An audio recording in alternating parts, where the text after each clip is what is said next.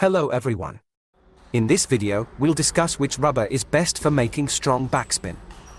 I mean which rubber can impart the most powerful backspin to a flat ball. We're talking about all types of rubbers here. Some might say it's defensive rubbers and that's all there is to it. Well, that's true. But defensive rubbers are not good for attacking. Many players want to be capable to attack well, so this video is for them.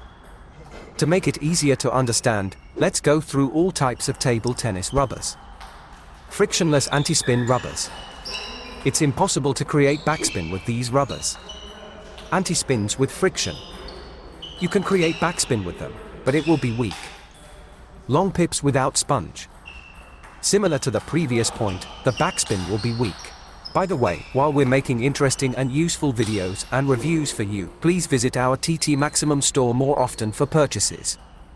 That would be the best way to thank us for our videos.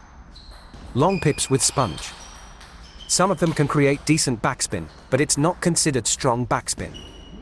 Someone might say, well, I know an international level player who can chop so much with his long pips that you can't lift the ball even with an excavator. Yes, very high-skilled players can do that. But we make videos for regular amateur players, and they can't chop like that. So, long pips are out. Medium pips without sponge. They are out too.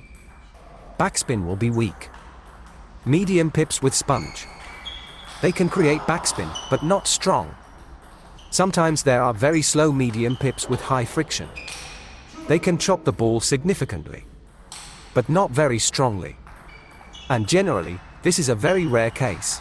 Medium pips are geared towards aggressive play close to the table with a disruptive effect, while slow, high-friction medium pips are not for attack and are not disruptive.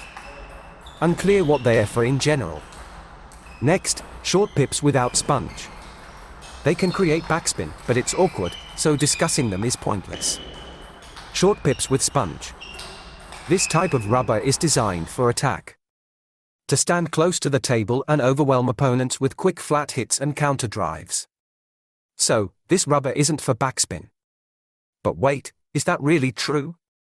Recently, I had a chance to play against an ordinary player. A retired experimenter, an ordinary enthusiast with limited mobility. He had 8 rackets. And here we are playing. He serves with backspin from the right, I receive with long pips OX with weak friction, and I hit the ball into the net. Many times, I looked at his racket.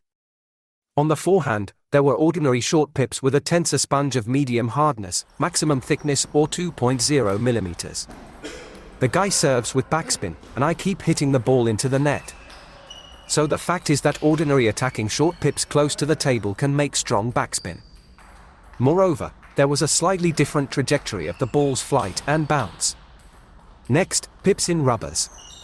I'll say right away, the thinner the sponge on a pips in rubber, the stronger and more controllable the backspin. And the worse it attacks. We've already made a good video about choosing the right sponge thickness for an all-round style. Everything you need to know is there. By the way, while I'm sharing all this secret information with you, please click like and subscribe. So, the pips in rubbers of the defensive type chop the strongest. These rubbers are specifically designed for defense. They can have maximum sponge thickness, but that doesn't mean such a rubber will attack well. It won't. Next, all-round pips in rubbers. It can vary. For example, all-round rubbers from Inher chop well, while, for example, Paleo AK-47 yellow is not suitable for backspin. It's for playing with flat hits and counter drives. It's just the properties of that rubber. Next, attacking rubbers like Tensor. Various Akuda, Barracuda, Omega, Tenergy. These rubbers are for attacking. You can't make strong backspin with them. But that's not entirely true. I used to have an opponent in a tournament whom I played against often.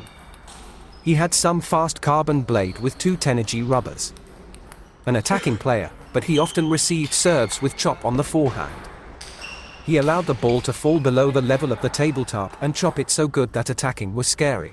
Firstly, the ball had strong backspin. Secondly, it was flying low and sluggish. And the player did it often and confidently. So, on the one hand, fast tensors are not for backspin. But on the other hand, with great desire, you can adapt and make backspin. It's worth mentioning separately not very fast tensors. They can be soft or medium, but just not very bouncy.